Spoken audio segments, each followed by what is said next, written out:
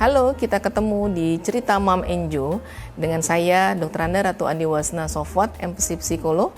Saya seorang psikolog klinis yang praktek di Rumah Sakit EMC Pekayon. Pada hari ini kita akan membahas tentang berhubungan intim di masa kehamilan. Perlu nggak sih itu sebetulnya kita ketahui? Kita sadar nih ya bahwa pada beberapa kasus yang terjadi ternyata banyak mitos yang keluar atau yang ada di masyarakat bahwa berhubungan intim di masa kehamilan itu nggak boleh. Kata siapa? Kita lihat ya, nanti kita akan bahas pada Cerita Mam Enjo pada kali ini.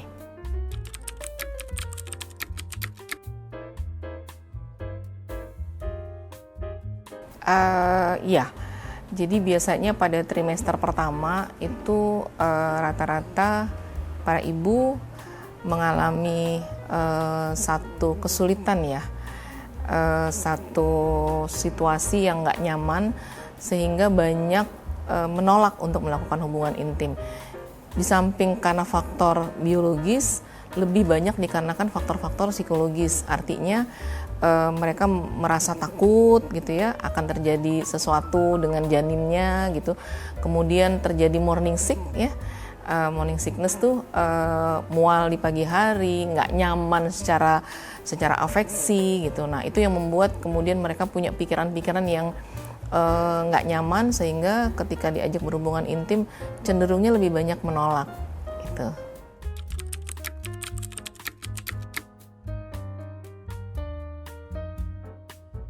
Sepanjang memang tidak terjadi apa-apa atau memiliki keyakinan, sebetulnya hubungan intim itu penting ya, terutama bagi pasangan, bagi suami terutama ya, karena kita tahu bahwa laki-laki itu kan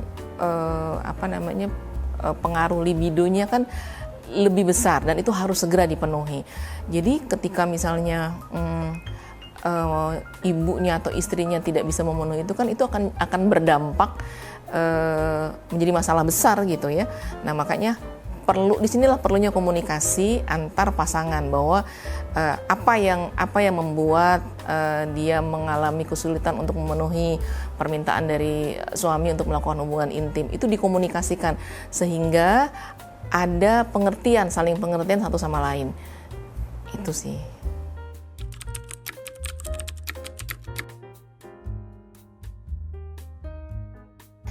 Nah, sebetulnya memang ini yang jadi masalah ya.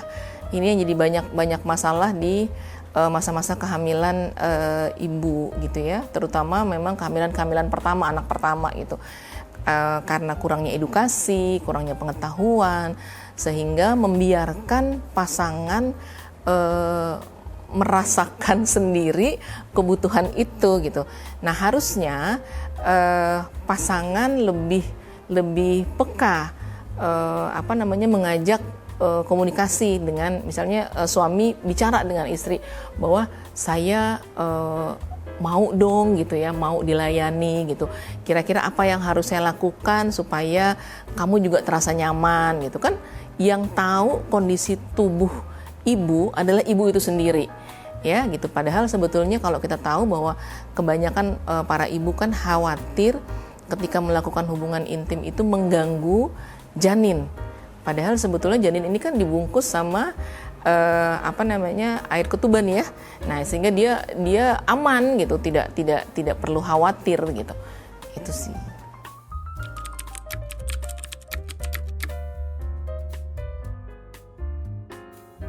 Pada berbagai macam kasus itu yang terjadi adalah kurangnya komunikasi antar pasangan sehingga para ibu menganggap bahwa pasangannya tidak paham dengan kondisi dia yang sebenarnya. Kebanyakan ibu-ibu hamil, apalagi pada trimester pertama, dia memiliki sensitivitas yang tinggi, ingin diperhatikan ya, secara psikologis ya, ingin diperhatikan, kemudian ingin dipahami. Sementara kebutuhan biologis suami pun juga hampir sama gitu ya, keinginannya hampir sama besarnya gitu. Nah, apabila ini tidak difasilitasi dengan cara sama-sama paham, maka ini berdampak pada konflik.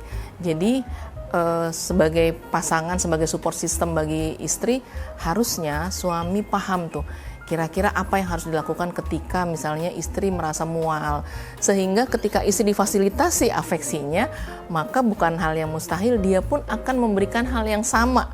Oh iya, saya udah dipahami ya, berarti saya juga harus memahami suami saya juga gitu.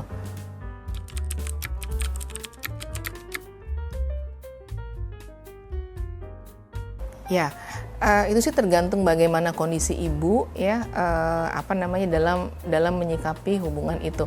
Dibikin aja kesepakatan yang baik antar kedua belah pihak sehingga bisa sama-sama dipahami bahwa satu sama lain saling membutuhkan sih sebetulnya. Cuman bagi suami harus memberi kenyamanan kepada istri gitu sehingga dia nggak perlu khawatir.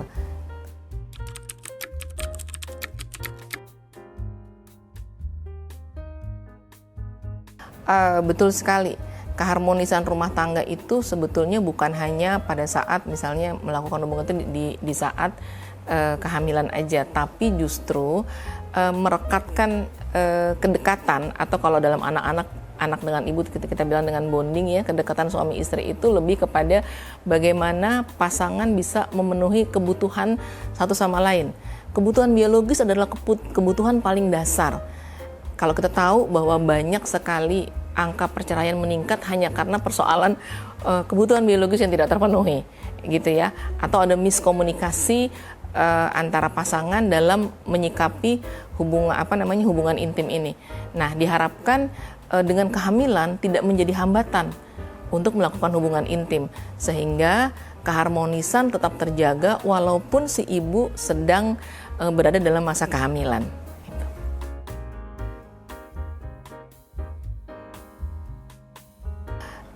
Sebetulnya begini ya, beda kodrat seorang perempuan itu adalah pertama bahwa perempuan biasanya butuh perhatian yang ekstra gitu. Terlebih ketika mereka berada dalam kondisi hamil gitu ya.